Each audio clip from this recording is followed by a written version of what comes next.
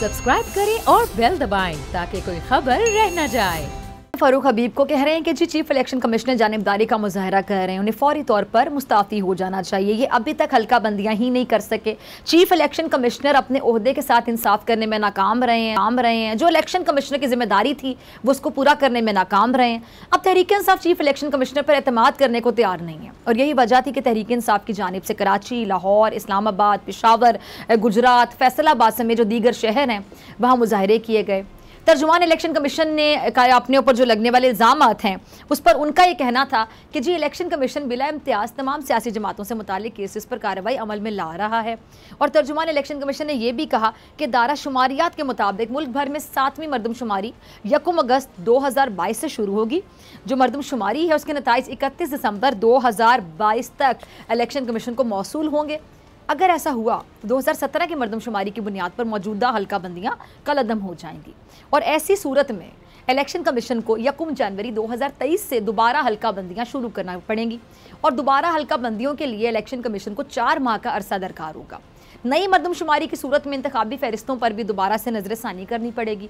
अच्छा, अब तहरीक इंसाफ के एहतजाज पर शहरी रहमान साहिबा कहती हैं कि जी गैर मुल्की फंडिंग केस की समाअत से एक दिन पहले इलेक्शन कमीशन के बाहर एहतजाज का मकसद आईनी दायरे पर दबाव डालना है।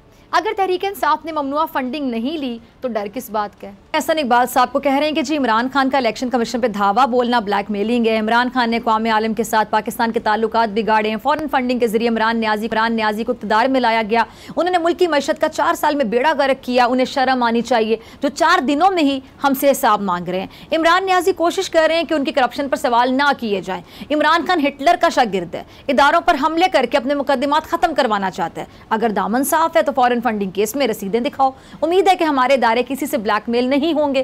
तोशाखाना केस में भी इमरान खान मुंह छुपाता फिर रहा है। इमरान गला घोंट कर खामोश करवाया, ऑपोजिशन को पकड़कर जेलों में डलवाया। जो काम इमरान खान ने किया किसी डिक्टेटर ने भी नहीं किया। मरियम कह रही हैं कि जी अगर इलेक्शन कमीशन आपसे सवाल कर रहा है तो आप इलेक्शन कमीशन पे हमला कर रहे हैं, इलेक्शन कमीशन को धमकियां दे रहे हैं कि इलेक्शन करवाएं। लेकिन इलेक्शन अपने मुकर्ररा वक्त पर होंगे। इलेक्शन तब होगा जब इलेक्शन कमीशन तैयार होगा। तहरीक इंसाफ किस बात पर एहतजाज कर रही है? 8 साल बाद अगर आप लोग गलती से इलेक्शन कमीशन चले गए तो वहां अपना जवाब दें कि $70 लाख बैरून मुल्क से मनी लॉन्ड्रिंग के जरिए जो पाकिस्तान में आया वह किधर गया। अब नून लीग तहरीक इंसाफ पर फॉरेन फंडिंग केस को लेकर दबाव डाल रही है, लेकिन इमरान खान कहते हैं कि आओ किसी ब्लैकमेलिंग में नहीं आएंगे। इमरान खान कह रहे हैं कि जी मैं डाकुओं को बताना चाहता हूं कि वो किसी सूरत इंपोर्टेड हुकूमत को मंजूर नहीं करेंगे। बैरूनी साजिश के तहत हमारे मुल्क पर इंपोर्टेड हुकूमत मुसल्लत की गई। आसिफ जरदारी, नवाज, शहबाज शरीफ मुल्क के सबसे बड़े डाकू हैं। वो मुल्क से पैसा चोरी करके बैरून मुल्क लेकर गए। ये लोग पाकिस्तान आते हैं, लूटते हैं और फिर लूटा हुआ माल बाहर ले जाते हैं। अमेरिका ने पैसा चलाया और फिर ऑपोजिशन से एहतजाज कराया। हमारी हुकूमत के खिलाफ इस वक्त साजिश की गई। जब 11 साल में सबसे कम खसारा हमारी हुकूमत में हुआ, हमारी मईशत 5.6% पर बढ़ रही, तो इसके बावजूद पहली हुकूमत हटाई गई जिस पर करप्शन के इल्ज़ामात नहीं लगाए गए। मैं पूरी कौम को इस्लामाबाद लेकर जाऊंगा, साजिश करने वालों को पैगाम दूंगा कि पाकिस्तान कठपुतली नहीं है। मीडिया और ऑपोजिशन प्रोपेगेंडा के बावजूद हमारी हुकूमत सही रास्ते पर थी। जब ऊपर करप्ट तरीन लोगों को हुकूमत में बिठाते हैं तो कौम तबाह हो जाती है। अच्छा, इमरान खान ने शहबाज शरीफ पर कड़ी तनकीद की। कहते हैं कि जी शहबाज शरीफ ने हुकूमत में आते ही अपने केसेस के तफ्तीशी अफसरान को हटाकर अपने मनपसंद अफसरान को ओहदों पर तैनात किया। अभी अपने केसेस ख़त्म करवाएंगे। अभी अपने केसेस के लिए FBI और नैब को तबाह करेंगे क्योंकि इन्होंने अपना टैक्स बचाना है। हमने अपनी हुकूमत के दौरान सबसे ज़्यादा टैक्स इकट्ठा किया क्योंकि हमने FBI को मजबूत किया कि मुल्क के तबाह करेंगे। शेख रशीद कह रहे हैं कि जी मुल्क के मसाइल का वाहिद हल इंतखाबात हैं। मुल्क को खाना जंगी खून रेजी से बचाने का वाहिद हल इलेक्शन है। हुकूमत 30 मई से पहले इंतखाबात का ऐलान कर दे, वरना इमरान खान की कॉल पर पूरा पाकिस्तान इस्लामाबाद इकट्ठा हो जाएगा। ये इलेक्शन का मुतालबा करते थे, आज ये भाग गए हैं। इन लोगों ने अपनी हमाकतों की वजह से हमारी कमज़ोर पोजीशन को मजबूत कर दिया। हमारा किसी से झगड़ा नहीं है मगर चोरों को नहीं छोड़ेंगे। इमरान खान ने कॉल दी तो पूरा पाकिस्तान जमा हो जाएगा। इलेक्शन का ऐलान ना हुआ तो खून रेजी और तशद्दुद के जिम्मेदार ये लोग होंगे।